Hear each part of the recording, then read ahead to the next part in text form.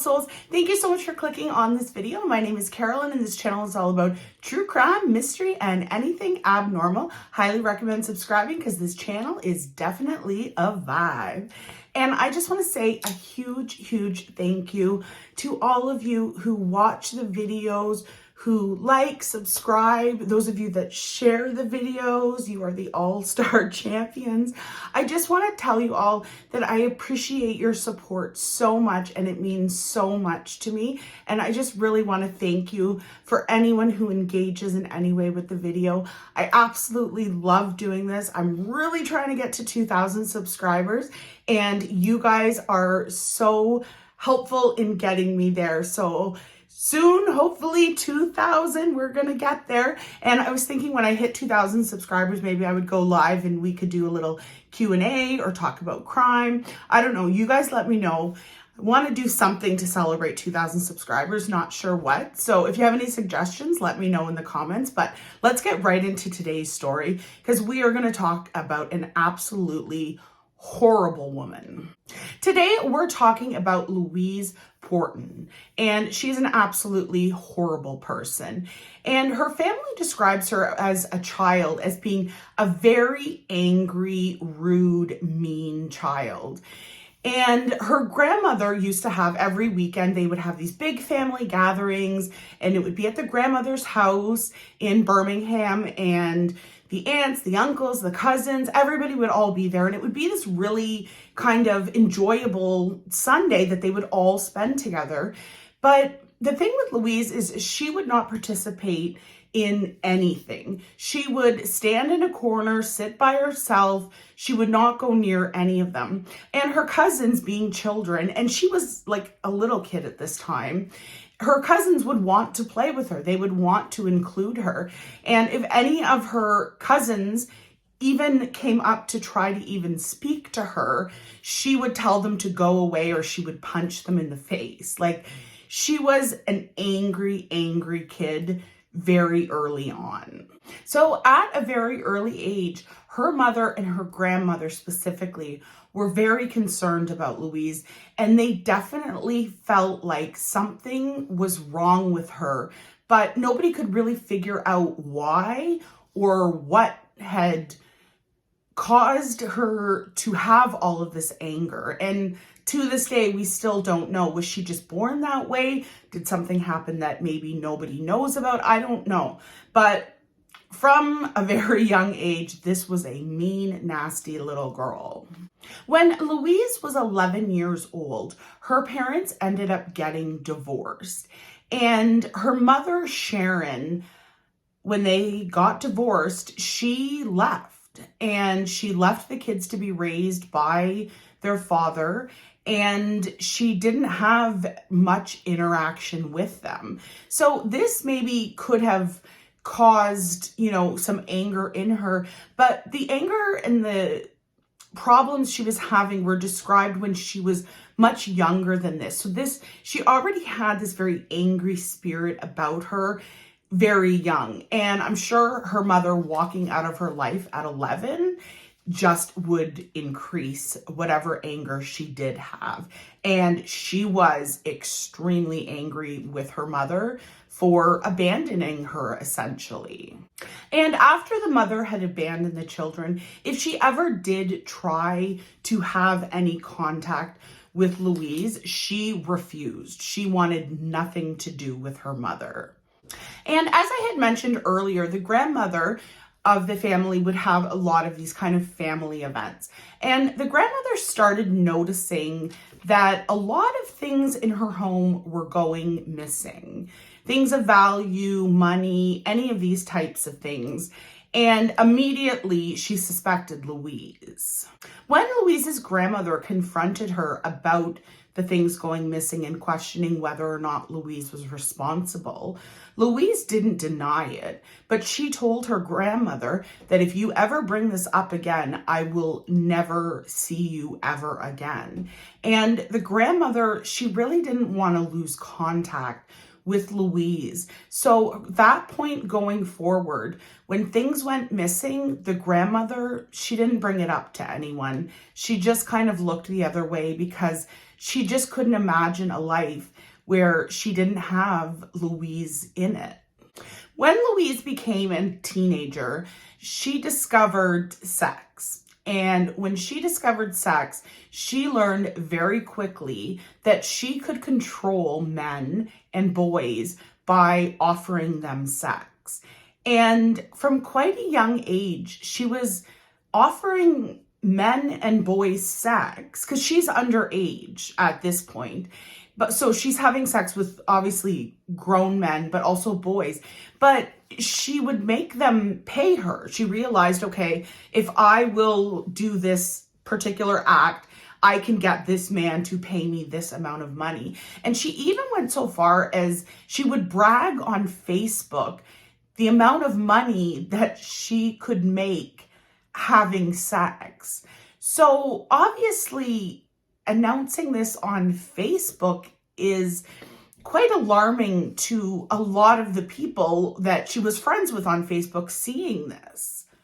There were some family members who brought this up to Louise that this was not healthy, this was not a good idea, trying to encourage her to stop this behavior. So by the time Louise turned 18, she cut off all contact with all family because she really wanted to make money this way. And a lot of her family felt like she had, by the age of 18, developed a sex addiction. In October 2014, Louise had her first daughter, and her name was Lexi. Then in September 2016, she had her second daughter named Scarlett. Despite the fact that Louise had a lot of sex partners, her two daughters both had the same father. His name was Chris Dapper, and the two of them had never been in a serious relationship, but he was the biological father to both of the girls. Louise always denied that Chris was the father to both daughters, and she did everything she could to keep him away from the girls. And she would also try really hard to convince Chris that he was not the father, but he was. And by the time she had Scarlett, who was the second daughter, she basically cut off any contact Chris could have with either of the girls. Louise did not give the girls Chris's last name, and once Scarlett was born, she ended up moving 50 miles away to try to ensure that there would be no contact between Chris and the daughters. And it really doesn't make any sense because as the story goes on, you're going to realize she doesn't want anything to do with her daughters either. So why she's trying to keep the father who wants to be in their life away from them, it's very puzzling because she doesn't really want the girls either. So I don't know why, if she doesn't want them, she wouldn't give them to Chris. But I think with her, she really liked having power over men. She liked to be able to control men. And as, I had talked about earlier, as a young teen, she learned that sex gave her power over men. This was something she could use to have power over men. So this is just my speculation. It's, not anything confirmed. This is just my personal opinion. But I think in keeping the girls from Chris, I think it was for her to have power over a man, and specifically power over Chris. And Chris really tried to be a part of his daughter's lives. He actually filed trying to get visitation, trying to get custody, trying to get anything where he could see his daughters. But unfortunately, he was always denied by the courts. So who knows what Louise was telling the courts that were making this decision, but he was always denied any even visitation with the girls. Louise was then living in Rugby, England with the two young girls, and she was renting a flat from a friend of her mother's. And the mother's friend was named Leanne Bradley. As soon as Louise moved into the flat, and Leanne was always willing to help her with the girls. So Louise, at every chance she could, she would leave the girls with Leanne and she would go out so she could, you know, be out with men making money. I don't know. She didn't ever from birth ever want to be with her daughters ever. She was too busy online meeting men, and her daughters just really, they never were a priority for her. And Leanne, she was absolutely amazing. She loved taking care of the girls because she could clearly see that Louise did not care for the girls properly. She didn't give them attention. And the girls are very, very young, like baby and toddler. Like these are really, really young girls. And Leanne just thought, somebody's got to love these girls. Somebody's got to give these girls attention. So she would always be willing to take care of the girls for Louise because it was honestly the best thing for the girls. And that meanness that Louise had from an early age as a child, that meanness she directed towards her girls. And she would yell at them. She would, like, anything the girls did. And this is like a baby and a toddler. Like, these are young, young girls. She would swear at them, yell at them. If they cried, she would say, "I'll give you something to cry about." Like, she was just a really, really nasty person. Leanne had seen Louise also be very physical with the girls. She had seen her, she would pick up these girls by their arm and throw them, pick them up by the leg and throw them. And they're little girls. So she was just not just verbally abusive, but physically as well. Louise did sex work almost every night, and Leanne would watch the girls sometimes, or sometimes she would get other neighbors to watch them. She didn't really care who took care of them as long as they were out of her way. They were clearly not what she was interested in at all. In 2016, Louise's grandmother, Joy, became terminally ill, and the grandmother had always been so kind and so loving to Louise, but Louise refused to visit her grandmother in the hospital. Then she was put into a care home. Louise would refuse to visit the grandmother. And the other family members tried to convince Louise to just go and visit her because it really hurt the grandmother that, you know, she knew she was dying. She knew she did not have much time left, and she really wanted to see Louise again. But Louise could not care less. She flat out refused to visit her grandmother. A couple of hours before the grandmother was going to pass away, so she was in the hospital, and, you know, they basically went to the family and said, you know, she's going to pass. She only has a couple of hours left. So the family again reached out to Louise and said, this is your last chance. Like, she's going to pass away very, very soon. And if you please could come and just see her before she dies. And Louise, no interest, she was not gonna go. And then obviously the grandmother passes and they have her funeral, and Louise refuses to go to the funeral. And it was at that point that the rest of Louise's family they didn't want anything to do with her anymore. They had tried for years, for her whole life, to try to include her in the family, you know, be part of her life. And after she refused to go to the grandmother's funeral, the family basically washed their hands of Louise. They didn't want anything to do with her ever again. Louise, she was obsessed with sex and being online and finding men. So she would advertise on different websites that she was willing, basically to do anything for money. And she was on a lot of these different sites, and it was very obsessive in the way that she was on so many sites, and it was like she could never get enough. And it almost seemed as though it wasn't as much about the money. She was obsessed with the actual sex and the power it gave her. Like, obviously she loved that she was being paid and making money off of this, but her real obsession seemed to be the sex and the power sex gave her. So Leanne, who was the neighbor who always watched the girls, she ended up having a falling out with Louise. So Louise moved, and she moved to live closer to her sister named Karen. And her sister Karen questioned Louise a lot. First about the safety of what she was doing, because it was obviously extremely unsafe for her just advertising, and anyone who will pay her, she's ready to go.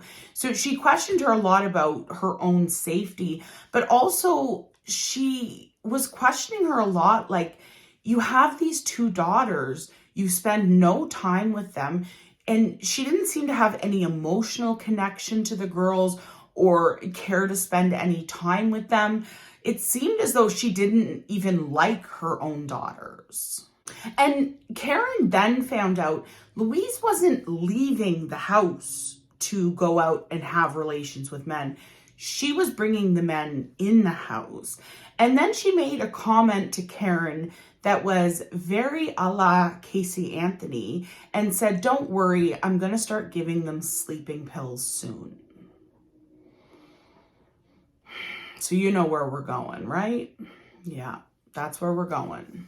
On January 2nd, 2018, Louise had spent the majority of the day online talking to men, offering services for money, and she mentioned to a couple of the men that her daughter Lexi was sick.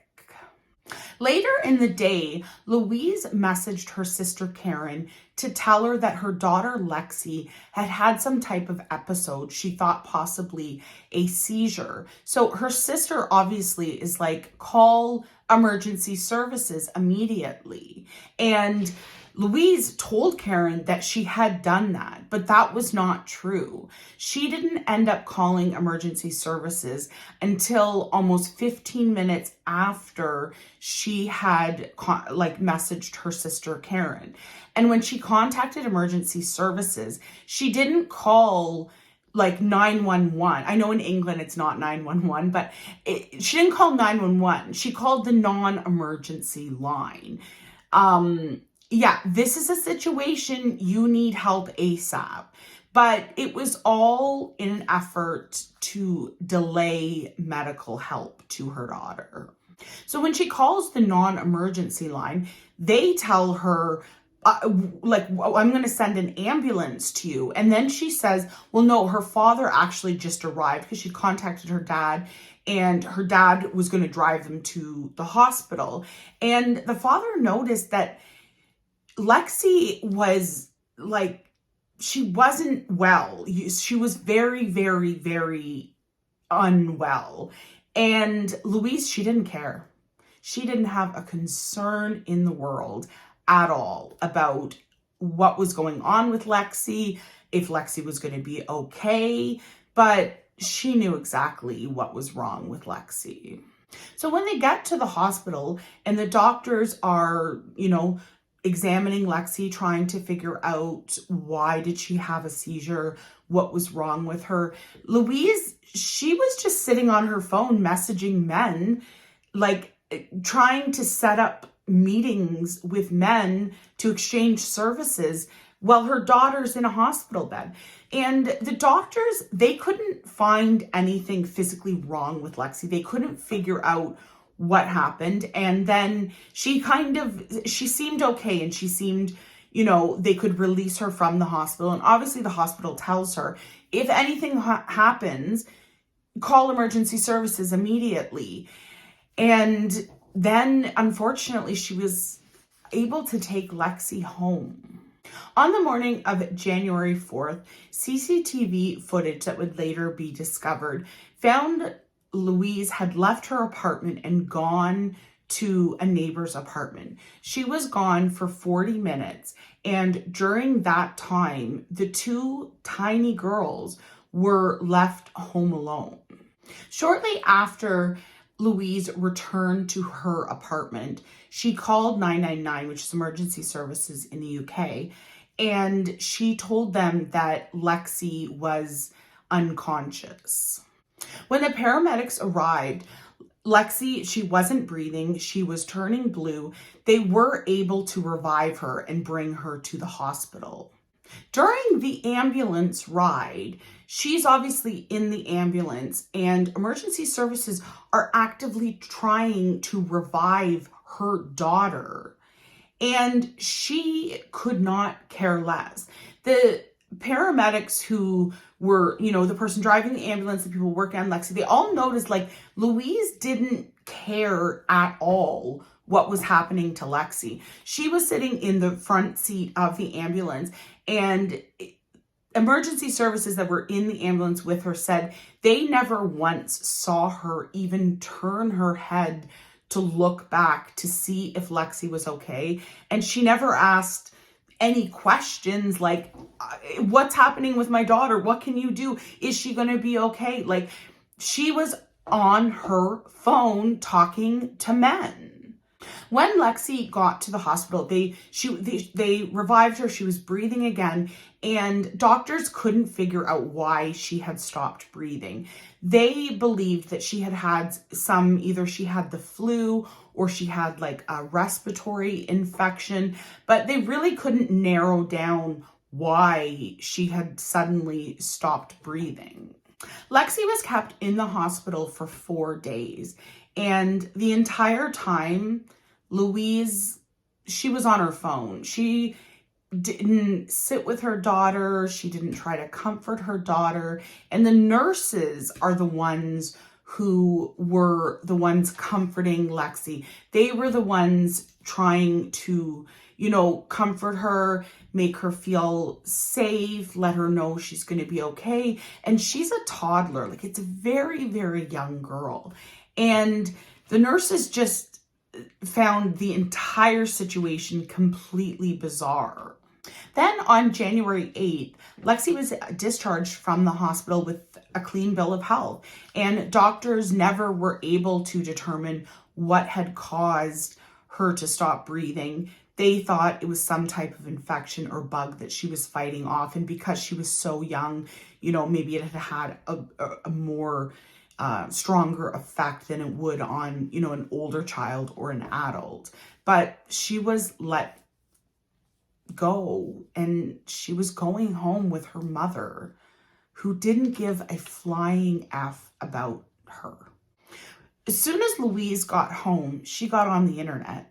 She went on to Google. She was researching how to smother someone. She was researching things about if you cover the mouth and nose, how long does it take for someone to pass away. She also was reading about a man who had taken his own life by super gluing his lips together. Just obviously very bizarre searches. And obviously, it's pretty clear what's going on and why Lexi stopped breathing. Almost a week after Lexi was released from the hospital, Louise and her sister Karen hung out together, and Karen said both daughters seemed happy, healthy. They were running around, they were playing. Nobody seemed sick. Nobody seemed anything was wrong at all. They seemed like very happy, healthy, young little girls. January 14th at 6 p.m., CCTV footage would show Lexi excited running towards her apartment door when this was them arriving back to the apartment. So at 6 p.m., she's running up to the door and seems quite excited and happy, and nothing seems at all wrong with her, or she doesn't appear to be sick in any way. 4 hours later, she messaged a man on the internet. And she messaged this man and said that she was having a hard time because her 3-year-old daughter was very sick and doctors were telling her that she was going to die. And this obviously is completely untrue.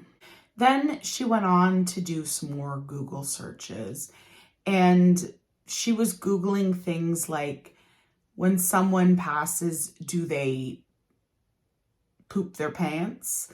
How long, if someone drowns, or how long after someone is drowned can they be resuscitated? She was just searching all of these things, basically about, how someone dies from either drowning or suffocation. And she was looking up weird facts of what happens when a person dies.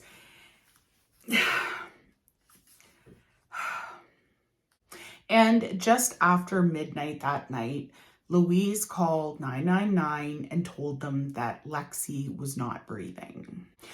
And when she had called emergency services, she said that her daughter had just stopped breathing. But when emergency services arrived, rigor mortis had already set in. So that meant that Lexi had to have died at minimum 2 hours before Louise had called emergency services. During the autopsy, they couldn't find any signs of foul play, and they couldn't quite say it was natural, and the cause of death was listed as undetermined. And Louise spent the rest of the day online messaging men. And the day after her daughter died, she was meeting up with men to have relations. Karen noticed how unaffected that Louise seemed about Lexi's passing. And she brought it up to Louise. And Louise just said, "Oh, I'm just trying to be strong for Scarlett, who's the younger sister." But unfortunately, it wouldn't be long until Scarlett met the same fate as Lexi. On February 1st, she messaged another man, and she was asking him to give her money because her daughter was really sick and she thought that she might die the way her other daughter had died. And the man was like, "Call emergency services." Like, what? Like, call emergency services. And then she told the man she'd called 999 and they had told her just to drive to the hospital. And then she asked him to send her money to fill her gas tank. 15 minutes later, she messaged another man claiming that she was going to take Scarlett to the hospital. And she also said, "I'm really going to need support from you if I lose Scarlett in the same way that I lost Lexi." And again, the man she's talking to is telling her, call emergency services. She waited another 15 minutes after she stopped talking to him. So I don't think I mentioned this, she was staying at a hotel. She claimed that she couldn't stay at her home because it reminded her too much of Lexi, like she gave a flying anything about either of her daughters. So she's staying at a motel, and while she's leaving the motel, she's holding Scarlett, and she tells the people at the desk who see her carrying a little girl out, asking, "Is she okay? Is everything all right?" And she said, "Oh, yeah, no, she's just sleeping."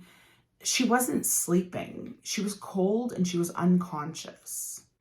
So on her way to the hospital, she thought, "Hey, I'll stop and get gas. My daughter, yeah, she's not breathing." I believe she had already passed at this point, but she stops to get gas. Then she stops at another random store for like 30 minutes. So after she was done at this store for 30 minutes, she comes back out and then she calls again the non-emergency line, claiming that her daughter is unconscious. So the woman that answers the phone tells her, check for vital signs. Is she breathing? Do you feel a pulse? All of the, normal things that you would check if you don't know if they're breathing. Like, you need to know that now. And she had absolutely no vital signs. She had already passed away. So the non-emergency line sends an ambulance to the parking lot that Louise is just hanging out in with her daughter, who is deceased at this point. And as soon as emergency services get there, they know that this little girl, she's gone. And she had been dead for quite a while. Like, this was not a person who had just passed away. This was someone who was freezing cold and had been dead for a while. And it was later discovered that Scarlett had passed away while her mother was still in the motel room messaging men. So while she is at the hospital, her daughter has passed away. So, obviously at the hospital, if you're telling a young mother that her very young child has just died, there's a lot of support at the hospital where there's nurses, there's people like grief counselors. They have people that will come and be with a person to try to support them.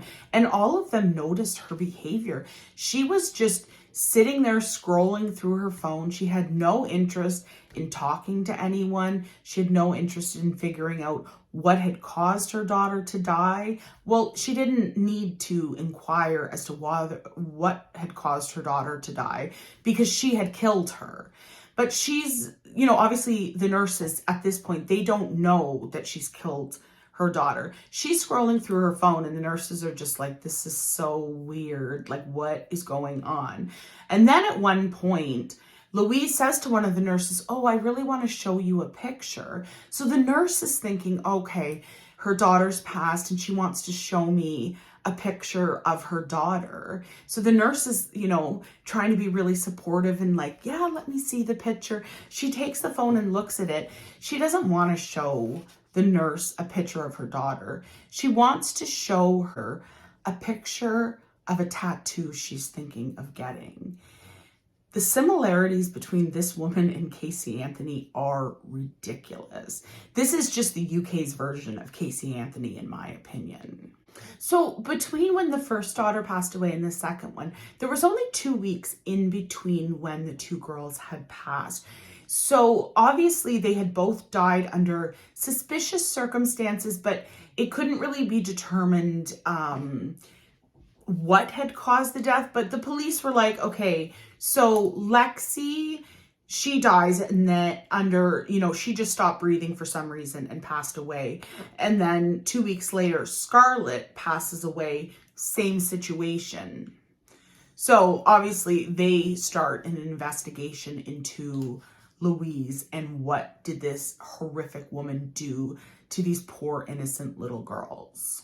So as they're doing further investigation on both of the girls' bodies, they discovered that something had blocked their airways, which had caused them to pass away. And when they had gone to the motel, they obviously searched the room that Louise was staying in with Scarlett, where Scarlett had passed away, and they found a pillow that had little tiny bits of blood from Scarlett, and there was also bruising around her that indicated that she was intentionally smothered to death. Louise was originally arrested on March 18th, 2018, but police at this time, they really didn't have enough evidence to prove that she had killed her daughters. On January 25th, 2019, that the police had enough evidence that they could arrest, bring charges, and get a conviction. The double murder trial began on July 3rd, and Louise was found guilty of both murders. She was sentenced to life in prison with the possibility of parole after 32 years. And Louise's mother, Sharon, initially defended her daughter because she really did believe that her daughter had not done anything wrong.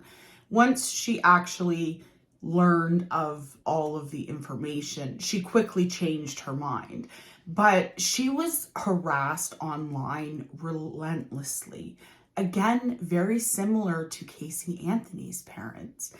And she was harassed constantly. And she would come out and say, I don't support my daughter. But because she had for a short period of time initially supported her daughter, she was harassed nonstop online. And unfortunately, in February 2020, she couldn't take it anymore after she had lost her 2 granddaughters, knowing her daughter had killed her, and then having all of these people online coming after her constantly, and she ended up taking her own life. 18 months after both girls had passed away, their father, Chris Dapper, he had held a beautiful funeral and laid both of the girls to rest. I just realized, I don't think I mentioned the exact ages of the girls. So the first girl who was murdered was Lexi. Lexi was only 3 years old. The second daughter to be killed was Scarlett, and she was only 17 months old. So it's the same thing with Casey Anthony. If you have children and you don't want them, give them away. And it's, in this case, the father of the girls, he wanted the girls. He wanted to take care of them. He wanted to be part of their life. And the other people in Louise's family loved the girls. Like, she could have just given them up if she didn't want them, because her sex life, and a lot of her family and people that knew her said it was really a sex addiction that she had. That was her top priority. Those 2 girls never meant a single thing to her from the minute they were born. The only use that either of the girls had in her life was for her to use them to get sympathy from men. Like, it's so disgusting hearing these stories when, if you don't want your kids, give them up. Like, if you don't want them, you don't need to kill them. Just give them away. But unfortunately, yeah, that's the sad story of these 2 sweet little girls who lost their lives because their mom was a piece of shit, to be honest. So that is the end of today's video. And yeah, let me know in the comments if you think this reminds you of Casey Anthony. I've been doing a lot of videos lately, and they remind me a lot of other kind of more popular cases. So I sometimes in the comments, you guys will say, yeah, totally, yeah, that seems like very similar. And then sometimes I love it when you guys be like, no, I think they're totally different, and here's why. So yeah, I love all of your opinions in the comments of what you think. And yeah, this horrible, evil woman, I hope she never gets parole. Whew. So again, I just want to say thank you to everyone who watches, comments, subscribes, shares. Please engage with the video. I put so much work into these videos, and I absolutely love doing them. I'm trying so hard to get to 2,000 subscribers, and I can't do it without you guys. And just know that you guys mean the world to me, that you care enough to watch the videos and do all of the, YouTube-y things. Do something today that makes your soul happy, and I will see you in the next one.